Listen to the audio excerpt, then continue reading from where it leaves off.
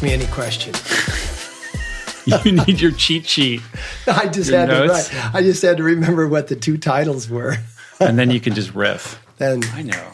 I don't have to worry it's about it. It's a jazz composition. You know? Yeah. It's not classical orchestral. I get it. Believe me. Well, here we are. We're in the now. Guru Corner resumes.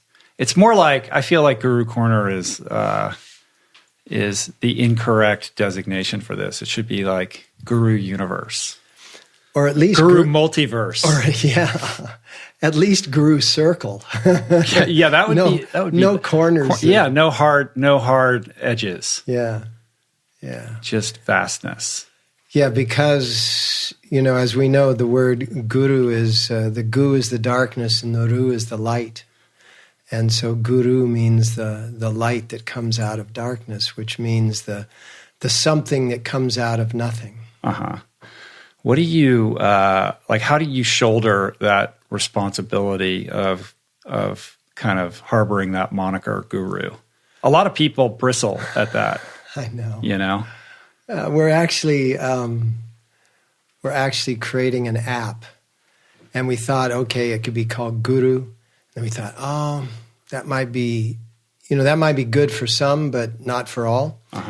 And so we're kind of playing. And then we thought, well, we'll call it Frog, just because it has no meaning, except that, frogs represent transformation from one way of breathing to another way of breathing. We all know your affinity for frogs. We do.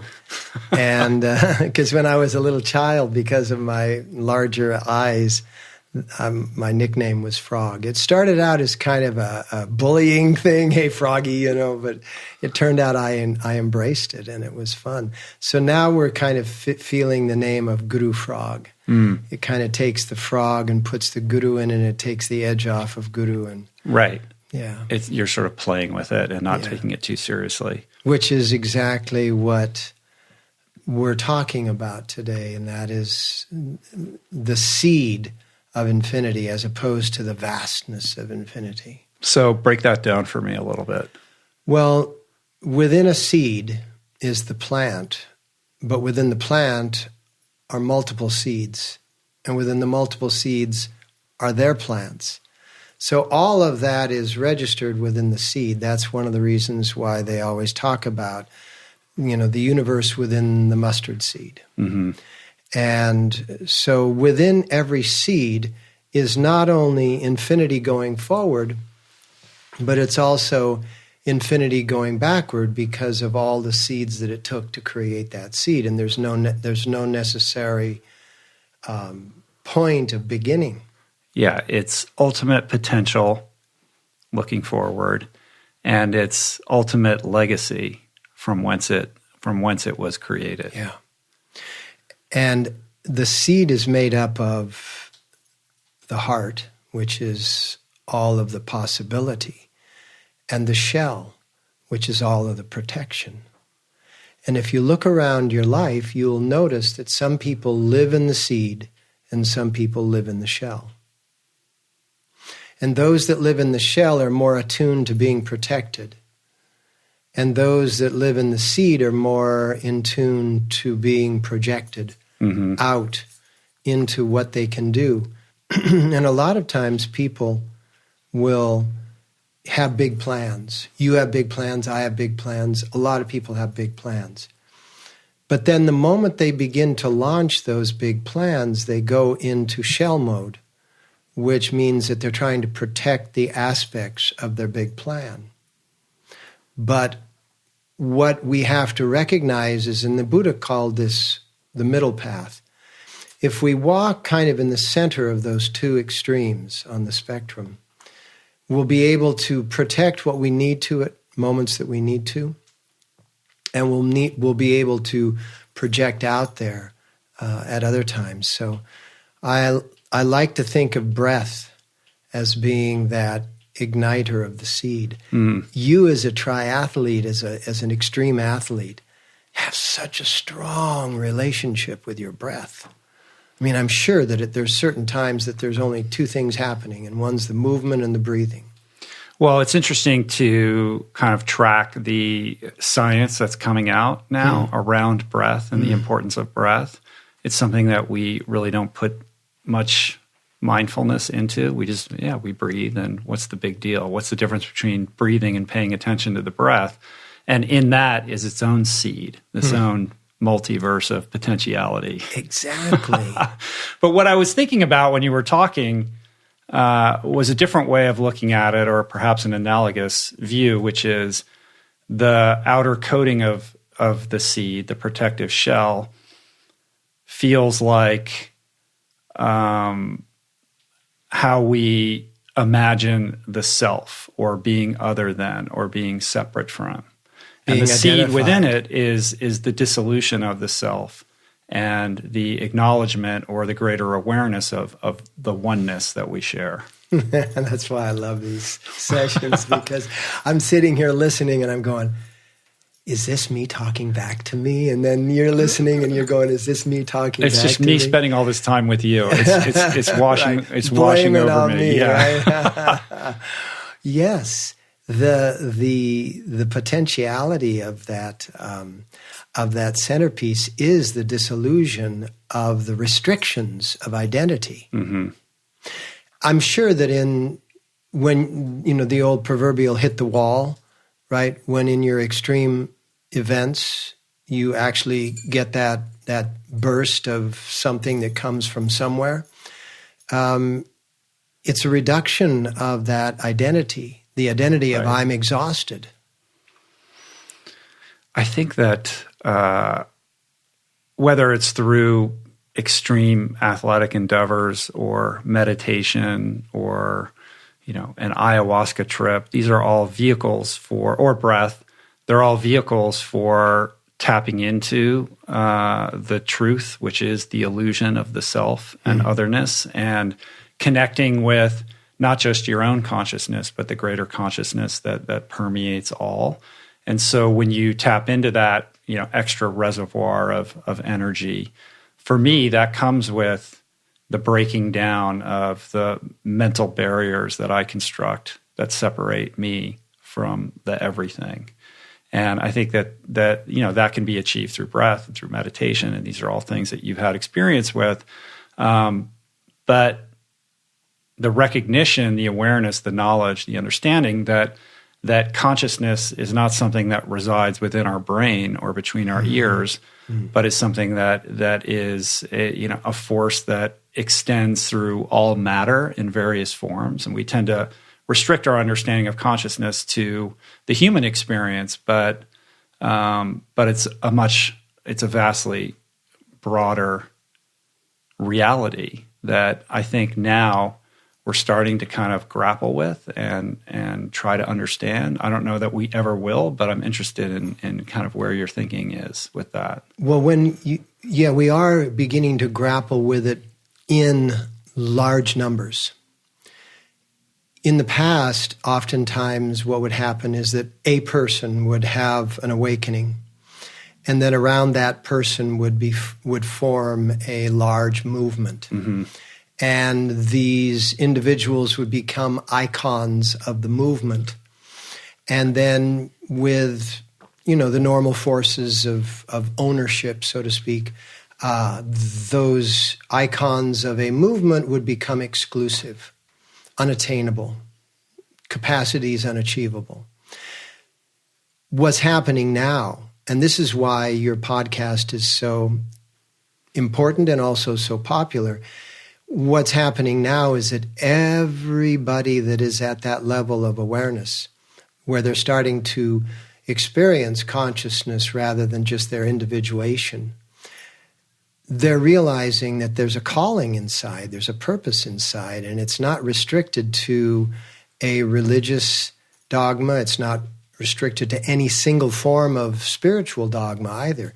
It's just this relationship, very much like the difference between your laptop when it's just within itself, which is its identity, and the laptop when it actually has access to Wi-Fi, and then from Wi-Fi it has access to the World Wide Web, as they call it, right? Yeah, there's a great democratization of ideas and states of awareness that's happening right now as a direct result of the internet, which comes with all of its baggage and problems, of course. But it's a way, it's a means, it's an avenue for transcending the perils of human-crafted institutions that inevitably devolve or sort of find themselves fallible because of the humans that created them, and ultimately corrupted and elitist and or exclusionary. The humans that interpreted the creation, right? Yeah, and if we can remove those walls and make ideas freely available, what is the need for the four walls of the institution? And also think about the I am. The I am is the attitude of every great master. I am. In that awakening, they recognize that they are the infinity. So that's the I am. Well, the difference between today and days gone by is in days gone by, the attitude was, oh, he is. But now in today's world, the attitude is, oh, he's showing me that I am. And that's a key, because what we need is millions, tens of millions of messiahs and prophets, all resonating with love and purity and clarity, so that no one individual can be taken down. The problem with that is that humans, being tribal by nature, like to gravitate to certain silos, and we're kind of hardwired to identify a leader among us and divest ourselves of our power to be subsumed by someone that we perceive as more than or better than or higher than. Listening to you, I just thought, well, then I'm an electrician. Because if it's hardwired, babe, I'm the electrician that goes around and cuts the wires, because I'm here to stir the pot. You're here to stir the pot. And what you just said is important, because as we stir the pot, it's important for us to recognize what's in the pot. And if what's in the pot is the hardwiring of tribal nature, then that's what we have to address. And we have to figure out some way of addressing it without attacking it. Yeah. As I sort of canvass, I'm a student of internet culture and the ecosystems that kind of take place online. And what I see is not really a war, but this kind of competition of ideas that takes place, that is empowering people, but at the same time, there's a counterforce pushing back, which is it's separating people by driving them into various tribes and triggering that innate thing that we have inside of us as humans to identify ourselves by way of our tribe and as separate from whatever other tribe that's purporting another idea. So with this freedom of idea exchange also comes this countervailing force of increased and intensified tribal cultures. And for us who are recognizing it for what it is, we're a little bit like the supervisor in a daycare center. The kids are into it, and they're into the fact that so-and-so, I better not use a name because somebody out there listening is going to feel personal about it, but so-and-so took the shovel, and there was only one shovel, right?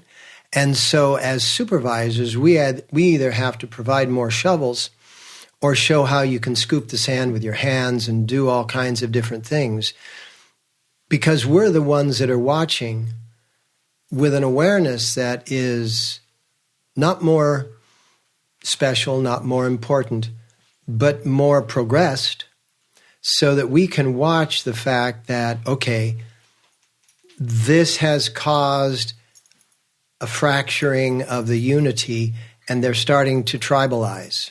around this particular issue. A very wise man once said it's called an elevated paradox when you have these polarizing ideas, that to take part of one and part of another is the compromise. But then everyone feels satisfied and dissatisfied.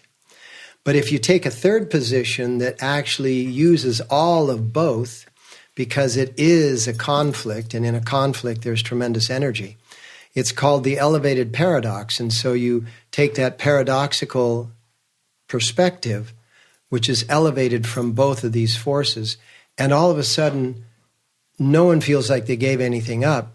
Everyone feels like they gained something. Now, I'm not saying that's easy, but that's our task in the world. And knowing that a seed has infinity within it, that infinity also means that the seed of each moment has the ability to go for identity, which is that tribal orientation, but it also has the ability to go to the dissolving of the barriers, right? The barrier around, the shell around, the husk around, whatever it is.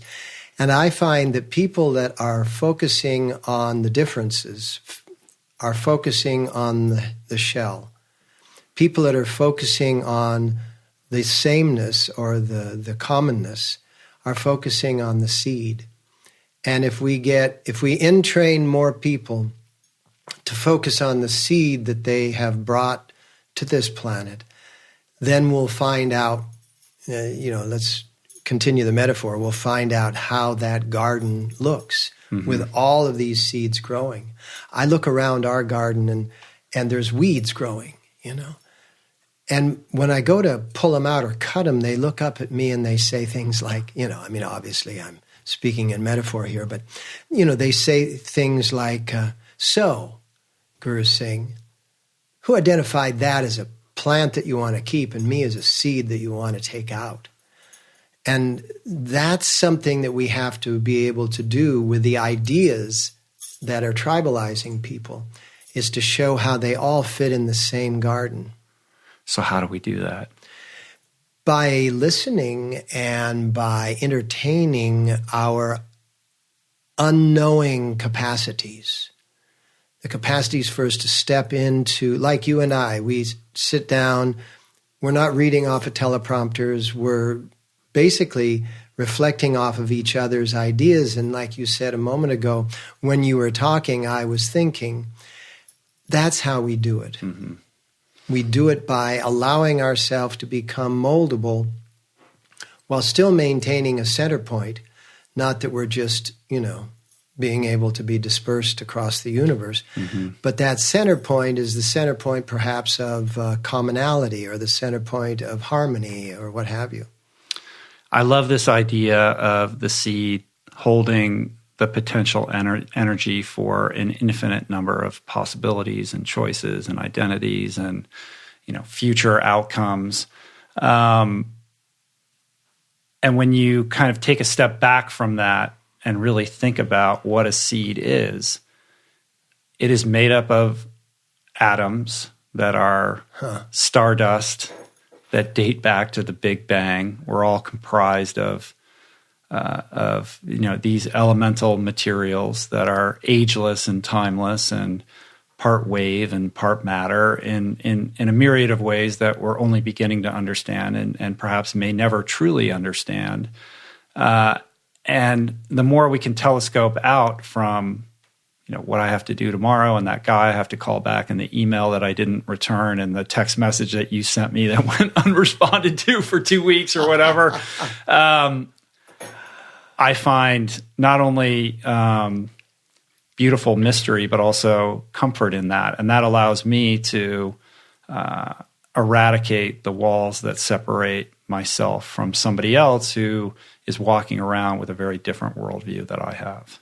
Have you come across those individuals that will ask you, what's the difference between this and that, right? Because that's how they can identify things, is by differentiation. And my response to those people is, okay, well, let me talk about the commonality.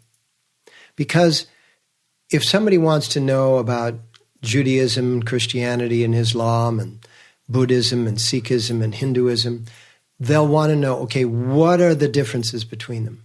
And in that way, they can make clear identities. What about if we were to just focus on what's the sameness? What's the threads that are common to them all? And I think that training children at a very early age not to be differentiators, but to be unifiers would be a step, because this thing isn't going to happen in the next 10 years. Yeah, I think could be generational. That there is an evolutionary advantage to the human brain's predisposition for categorization, right? Like we're very good Big time. at drawing distinctions, and for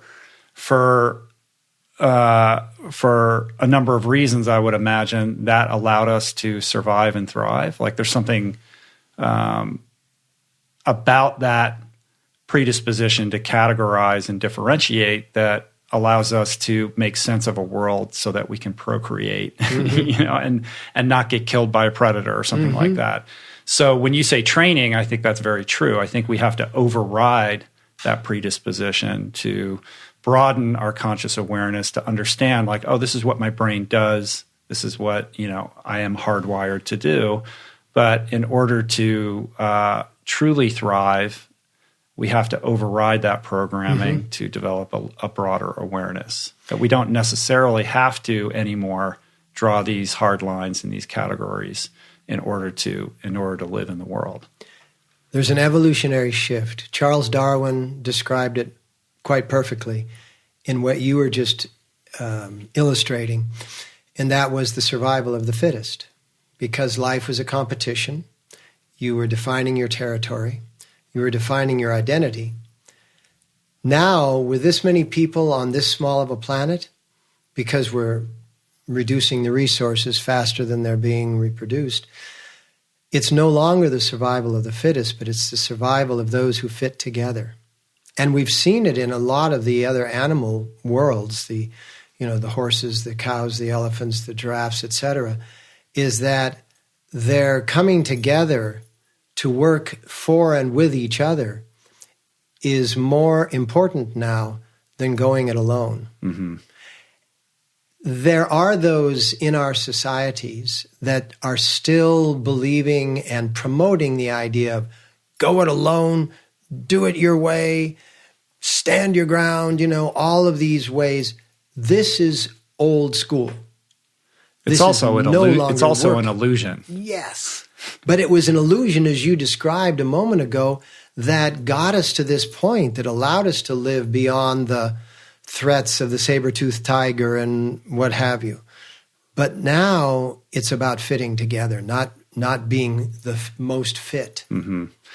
Yeah, this nation was founded on that ideal: self-sufficiency, pursuit of your dreams, and the idea of individual liberty. It's all about like supporting the individual to do their thing, and go it alone is kind of packed into that idea. But when you look at the most successful species, they are the most intertwined and interdependent with the ecosystems that support them. And these things all work in harmony, and they've been around a lot longer than we have. And, we don't live symbiotically on this planet. We're living in a very unsustainable way. And unless we find a way to create equanimity and symbiosis with every living entity that we share this planet with, I don't see us finding a successful solution for long-term survival of the human race. Exactly. We do not survive much, if at all, past this century as a human species if we don't dramatically change. And what we're experiencing in amongst the seeds of infinity is those seeds that just want to maintain their individual identity, which means that they're pulling their shell around themselves. So you see it in nationalism, you see it in there is no such thing as race, but to use the expression, you see it in racism, you see it in the gender differentiation, you see it in the restrictive nature of how religious orders are so far behind the real consciousness of what needs to be in life, where we're starting to welcome a variety and a diversity into this world. What you were just saying there is that as we who are the observers of what is taking place under the pressures of today's world, where resources are dwindling and survival is tentative, we're the ones that have to be the supervisors. I look at the earth as a daycare center. It's like got a lot of little kids that are all in adult bodies, but they're just children fighting over scraps of land, fighting over titles and importances. And we have to come into that daycare center and not attack, but provide this commonality. Because once everybody starts to get their fundamental needs met, which is happiness and, true nutrition, plant-based, no more blood-based nutrition, right? Because blood-based makes us aggressive, makes us feel like we've been attacked because we're tasting blood. But plant-based and that attitude of really creating what you used a word a moment ago, the equanimity, the equality of us all. And then be able to stand up in the midst of that equality and demonstrate that there are some ways in which it can be done more readily. Mm-hmm. So walk me through the process of deconstructing these false identities that we've created so that we can step into this higher awareness. Well, I would hesitate to even imply, although I know it's true, that they're false identities. Because the moment I would imply that it's a false identity, I'd have to deal with somebody who's claiming otherwise. Right. All right. How about incomplete then? So what or neutered. What I would really become more inclined toward is the Pied Piper routine, which is to take the seeds of my infinity and take the breath that I can use to invoke those seeds and identify some of its projection with each moment, with each day, with each week, etc. And I would begin to build an alternative reality, closer aligned with the unity and the lack of differentiation. And then I would work to stimulate it to the point where it's successful in the eyes of those who have three-dimensional thinking, four-dimensional thinking, time is money, and becomes so successful in the process of creating this alternate illusion that, and it might not be the ultimate illusion, it might be just an alternate illusion, but it would be attractive, like the Pied Piper. They would see success. They would see that all of their needs can be met under this condition. In the past, what spiritual leaders would do is that they would go and renounce the world and go off and live with nothing. No, that's not attractive today. Nobody is going to say, well, I guess the road to peace is to all give up everything. And that's nonsense. So let's create an alternative reality in which we're living in harmony, we're living in unity, but we're also living successfully. That's a big a big task. The renunciant aspect of that aside, that seems to be, what you're saying seems to be rooted in that traditional idea of Buddhism, where the best way to change the world is to change yourself, right? It starts with that, like fertilize that seed within so that it can blossom and thrive. I was hoping you'd come back to that. I always bring it back, the seed metaphor. And that, in the way that you described it as the Pied Piper, you become, an example for a different way to live. And by thriving in the world, not outside of the world, in that alternate paradigm, that you become a magnet or a lightning rod for others that are starting to, vibrate on your frequency. Yeah, and one of the things that I use and I teach is that our body parts have chemistry. And that chemistry, when it's secreted into the bloodstream, is called peptides and hormones. And every part of our body has a not a unique, but has a rather individual angle of the chemistry. Mm-hmm. And some parts of our body, when they get stimulated and secrete into the bloodstream, they'll make us more defensive. Defensiveness is not a bad thing if it's used in the proper amounts. What it actually does is it gives us the ability to see differentiations that are important, like where's the edge of the cliff when you're running along a mountain trail? Where's the center line when you're driving along a highway? And so those differentiations are important. There are parts in our body that actually give us a lot of commonality. A lot of those body parts are attached to the breathing process. The diaphragm, for one, is a major component of inspiration. As a matter of fact, the word inspire means to take a breath.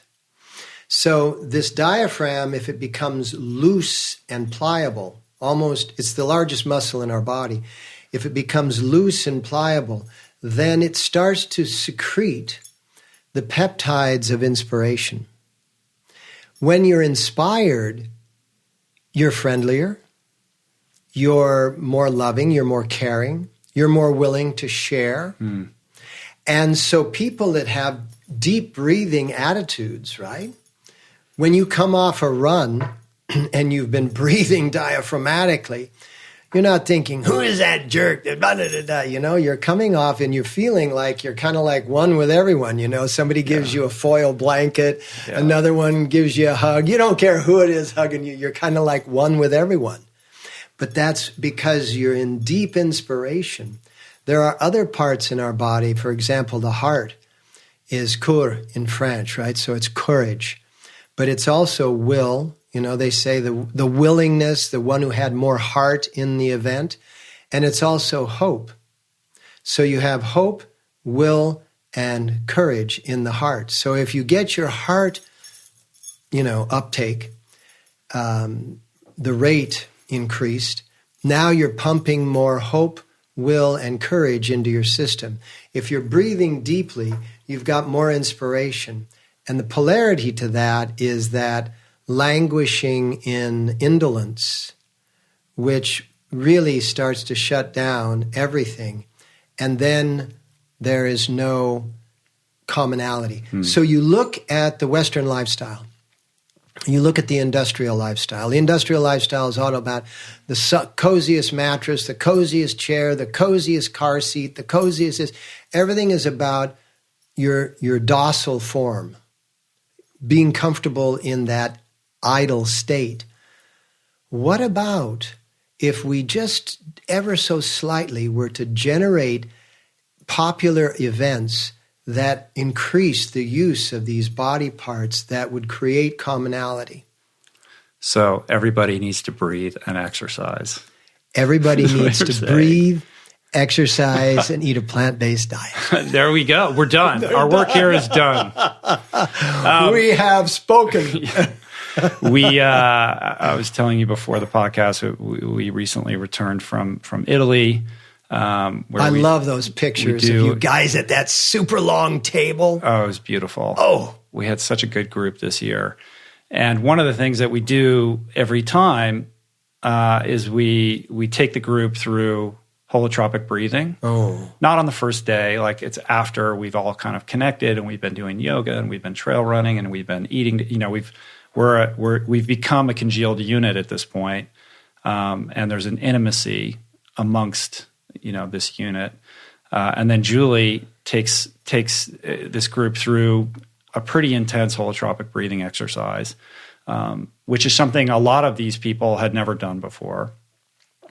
And almost unanimously, everybody has some form of transcendent psychedelic experience as a result. The DMT in the brain. It is crazy. Yeah. Literally by virtue of nothing other than an intense breathing exercise, people are transported to, dimensions beyond anything I could have imagined. And then we sit around and share our experiences.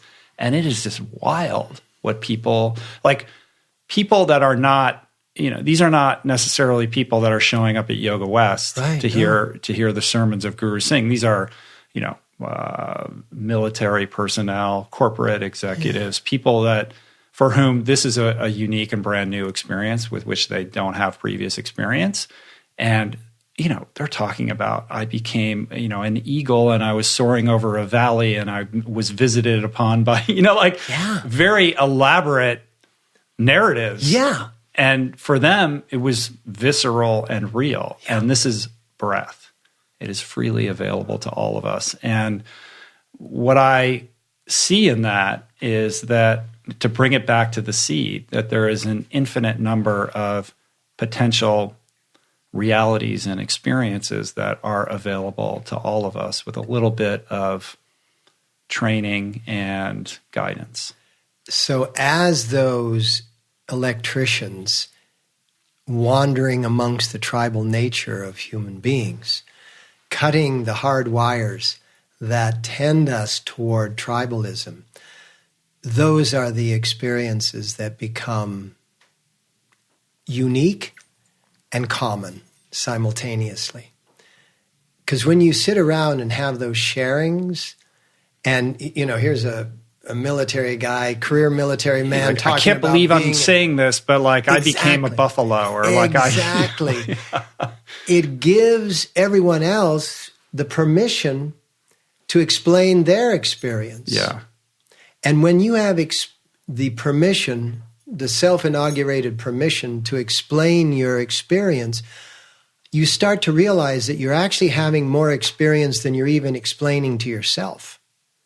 And that you are, by expressing it to others, by sharing it with others, you're getting more of a handle on what it is that you've just gone through. That's why journaling is also really a key. Verbal journaling, and also just writing it into a stationary book. Yeah, I mean, for me, it's instructive in the sense that it demonstrates unequivocally to me that consciousness is so much more vast and nuanced and complicated and mysterious than the human experience of our daily lives. And I'm reading this book right now called Conscious by Annika Harris. You would love this book. She's coming in next week for the podcast. And this is a very evidence-based analysis or primer on the nature of consciousness. Evidence-based. I love that. What from the perspective of, from like a neurological perspective, less mystical, but nonetheless fascinating. And she really tries to get at the root of what exactly consciousness is. And she deconstructs and analyzes the various theories that are out there. And the conclusion is really, A, we don't really understand it. B, it's not necessarily localized in the human mind. And it's not limited to human beings or even sentient animals. And she goes into this elaborate description of the plant kingdom, and as we know, the way that trees communicate with each other, and the symbiosis with the mycelium and everything that takes place for these forests to exist the way that they do. Exactly. And she has this. She goes down this rabbit hole on this theory called panpsychism, which is really this idea that consciousness is in everything, even inanimate matter. Bingo. And goes down to the subatomic level of what's actually happening and how little we understand, and how dangerous it is for the scientific community to actually embrace this idea because it is so mind-blowing, but it's utterly fascinating. And it left me with this sense that we may never understand consciousness, but that consciousness is not a localized thing that exists within our bodies, but is something far more vast and interconnected. Consciousness is a seed of infinity, a non-identified seed, right? No specific identity, but it's the vast potential that's the same as in a seed. Because two oak acorns, right? 2 oak seeds. You put one in a forest that's very crowded, and it will grow in a particular way to accommodate the crowd. That same seed, put it into a forest that is actually quite sparse, and it will grow to extend itself into the sparse nature of the forest. Same seed, same programming.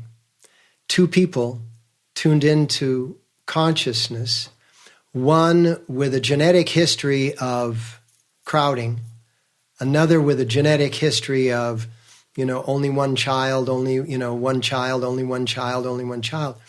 And you end up with using the same infinite source of nutrient, these 2 different expressions, right? Now, one is not wrong, one is not right. They're both what they are. This is, in fact, what we're moving towards. The more we will understand, the more we study consciousness, the more that we're going to be able to get along. Because we're going to, like you were saying a moment ago, recognize that it's non-local. And so how do I call it mine? How do I say my higher consciousness? Maybe it's just higher consciousness. Maybe it's just the reverberations. Think of the Buddha when he was sitting by the river and he said, if I focus on the part of the river that is right here, then I'm focusing on that which is always the same. This part of the river, always the same.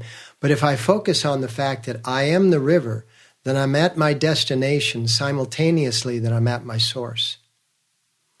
And that is literally what consciousness is. Consciousness is at the destination and also at the source. And who knows, maybe those are both the same place.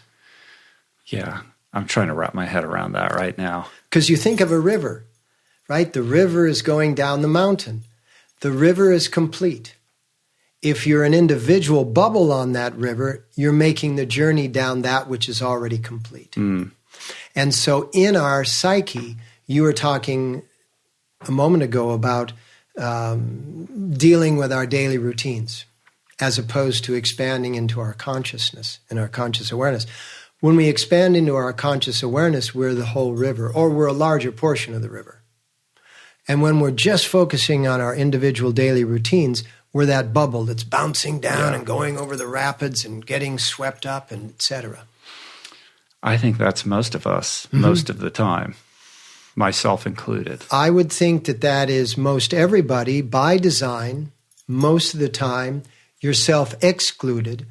You are just more aware of when you get sucked into that trap, and so it registers very distinctly for you. But there's no way that you are of that nature by nature. You wouldn't be doing these podcasts. You wouldn't be living where you live. You wouldn't be doing what you do. But for me, I mean, that is my default. And yes, maybe I have moments of awareness where I can step outside of that, or at least recognize. Is that what you are? Just a moment of awareness? Isn't that all any of us are? That's the seed. I love it. It's so difficult, though. It's a practice, right? You have these moments of broader awareness, and then you lapse back into the daily routine where you're caught up in whatever's going on in your your auditory field or whatever it is. And you have to keep, like in the same way with meditation, you have to keep returning to the breath or whatever, modality that you use for that. For me, awareness is the same thing. I have to constantly remind myself, and I will go through tremendously extended periods of time without that awareness before I have to remember and bring myself back broader awareness. And I look at it like, how can I live in that space? Can I just push the envelope out a little bit further? And why is it so difficult? Like, why am I so predisposed to get caught up in the minutia or, replaying some narrative in my head about what happened yesterday or the fear and anxiety I have about what's happening tomorrow? Why can't I exist extemporaneously, like in that space of oneness? When you think of our theme of today, and that within the seed is infinity, then that means that within that seed is the fixation on minutia, as well as the vast awareness of the commonality, of the oneness. And so they're all happening simultaneously. Our parasympathetic nervous system and our sympathetic nervous system will differentiate between them. And so our sympathetic nervous system can be turned over to our parasympathetic nervous system by using more of our diaphragm, by literally when we feel ourselves being drawn in to that sort of that worrisome state, we do something, a daily practice. It's like when you feel like, let's say you're kayaking and you feel that your boat is being swept down into a channel that you definitely have not had good experiences with. So then you guide it by putting in an alternative force. Same thing holds true for our daily lives. When we're aware, most people get swept into these moments of, fixation on minutia and complaining and problem solving, et cetera, et cetera. Most people get swept into those things unconsciously. You get swept into them consciously. You're aware that you're going in. Not always, but go ahead. But you eventually do discover. And then you know that you have some tools at your disposal to work your way out of it. After you've said a few, a few complaints. That's what is, you walk through a smoke-filled room, you're going to smell like a cigar smoker when you come out of that room. And you're going to have it in your hair, and you're going to have it on your clothes, and you're going to have it in your lungs. So you got to go through a cleansing process. And it's just the same way in the world at large, because there are so many mental constructs. They're driving down the road in their car, they're cutting you off, they're trying to gain a 3-second advantage in a line of cars. They're doing it all the time. Now, majority of those people are doing it because they're born to do it. You're doing it, or you're getting caught in it, because you're born to observe it. And there's a difference between the born to do it and the born to observe it. And then the next step after being born to observe it is observing it and finding an alternative to it. Mm-hmm. And I will say that's one of the reasons why you interview so many profoundly wonderful human beings, is that it's in part you giving this gift to the world, which it truly is. I have people all over the world say, hey, the reason I came to your class is because I'm a big podcast fan of Rich Roll, and it happens every single day all over the world. And you're also doing it for your own elevation, and that's what makes it so real, that it doesn't feel like a performance when people are watching these podcasts. It feels like you're real, you're into it for real, and you're trying to discover for real. And that gives them the opportunity to do the same by looking through from the outside or listening through from the outside. Yeah, well, I appreciate that. I mean, I definitely only have people on that I want to learn from, mm-hmm. and I try to maintain my teachability, and I have an openness to wanting to improve and learn, and so the experience is very much selfish in that regard, but the gift is that I get to be selfless in giving it to the world, which is it kind of works out for everybody, I guess. It does. But what I heard in what you just said is a couple things. I mean, first of all, the observer aspect of what you just spoke to just reaffirms or reminds me how important it is to be discerning about the environment that you choose. And I think that being consciously aware of that is freely available to all of us. Like, how can you be more mindful about the company that you keep and the communities that you navigate and immerse yourself in the sense that that acorn is going to grow one way in one environment and a different way in a different one, and you want to be in the environment that's going to promote you to thrive. I think is super important.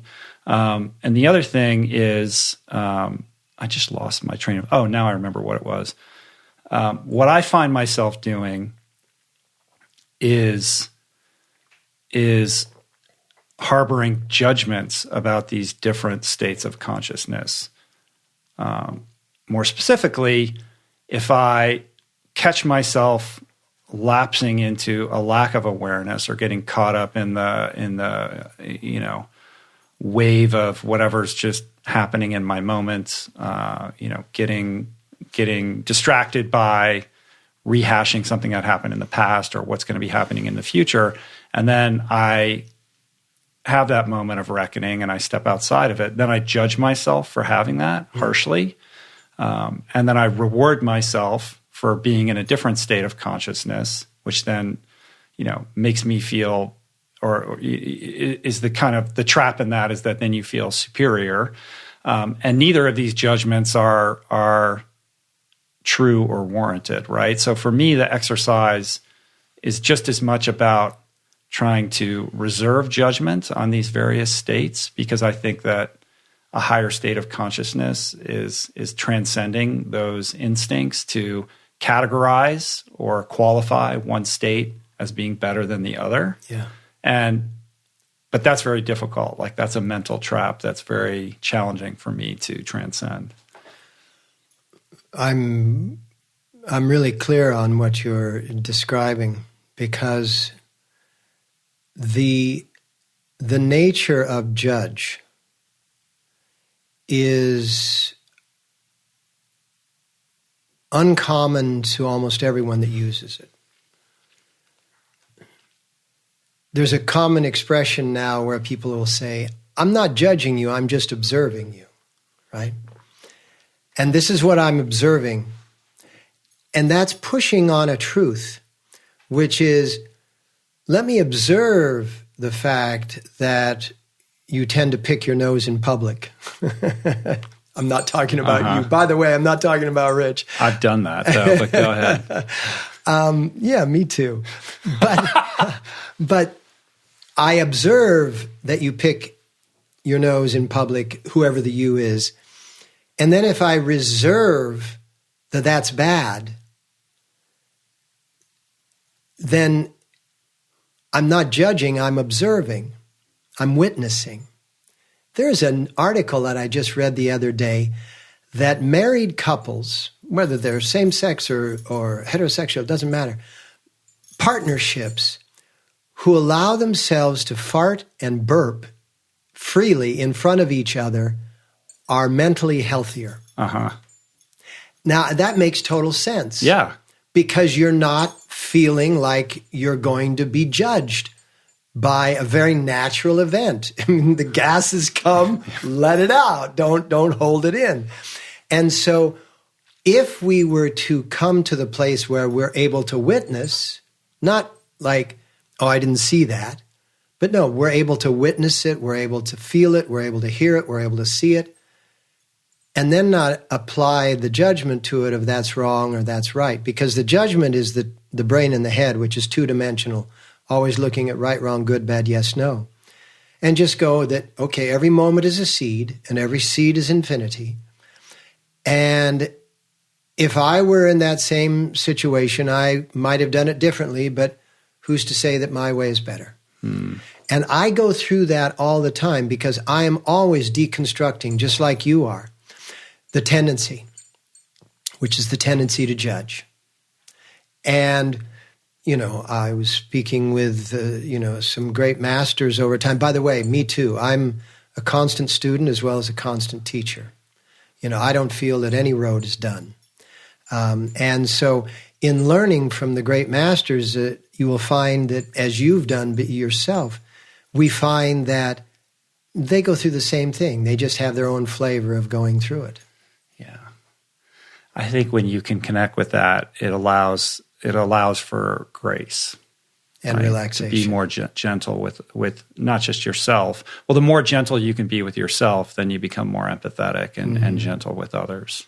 What is it and they then say? Before you know it, you're farting in front of your spouse. Right.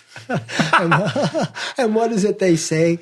The asshole in your life, have pity on that person, because you're only experiencing about 1/10 of their bitterness or their offensiveness.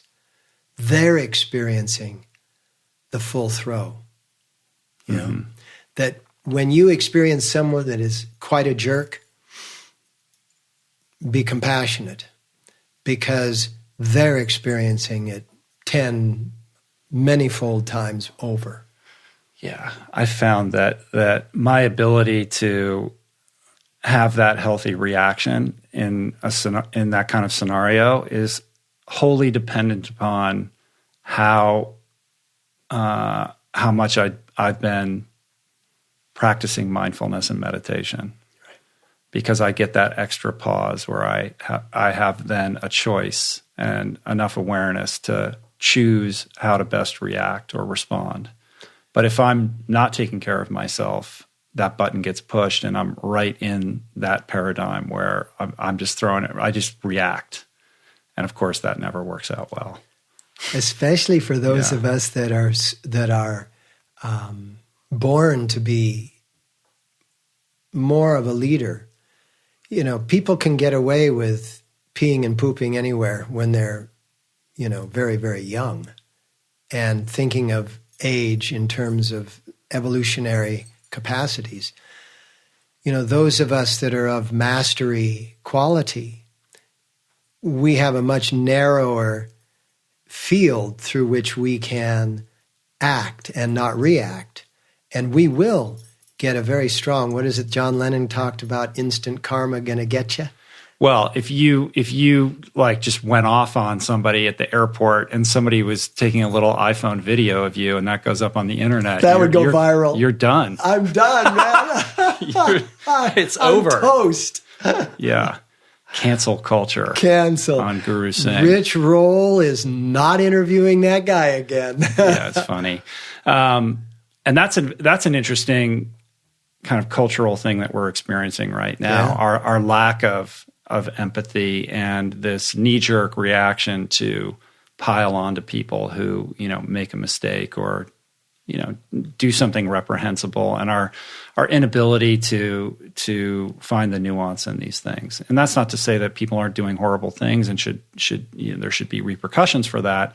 But I'm dismayed by the furiosity with which good word. People get piled on. I like that word, furiosity. Yeah. It serves some kind of deep-seated emotional need that humans have that I think we trick ourselves into thinking make us feel better, but I'm not so sure that's the result. Well, isn't there that old saying that to have the tallest building in town, you can either destroy all the other buildings or you can build the tallest building? And oftentimes, to feel, as you say, that sense of importance, we need to destroy someone. Yeah. It's actually a carnivorous attitude. It's actually, the carnivores are the ones who are territorial. No herbivore is territorial. And the carnivores are not only territorial, but they're more aggressive. And that blood in the teeth, between the teeth and the gum, there's those very sensitive nerves that when they get the blood forced in there, they feel like they're in battle, and when they're in battle, they need to fight for their life. And that's a little bit of what's happening today, even amongst people who have been off, flesh foods and blood foods, for a very long time.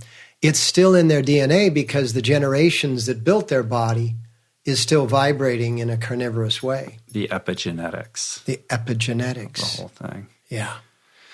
All right, well, we have to wrap up this edition of Guru Circle. Circle or multiverse? Well, if there's only two of us sitting here, I don't know how we make a circle, but we'll do it. I know.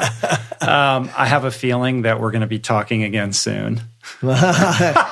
I have that same feeling. Yeah. But why don't you take us out with a little music? Yay. You want to do that? Yeah. So I put this on, which is a leg warmer, a dancer's leg warmer, so that I don't chew up my guitar with my bangles. Cool.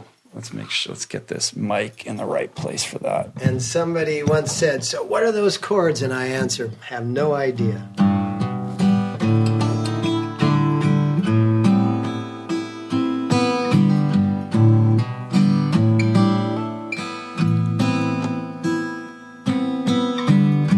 I am who I am, that is that.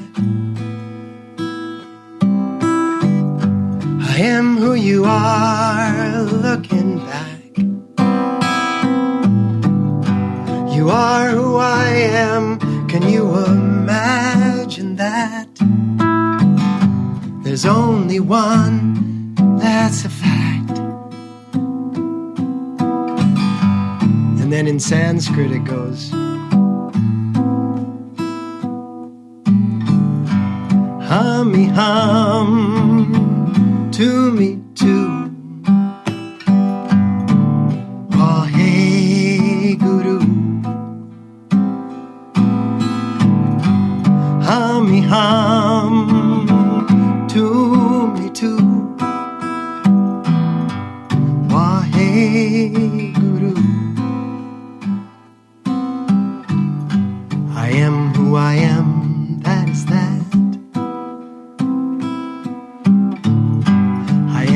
You are looking back.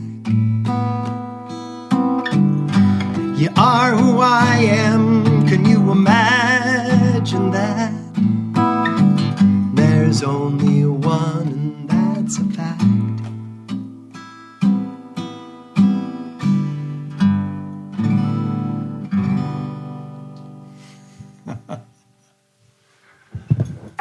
Love you, my friend. Love you. To be continued. Very soon. Thank you. Peace.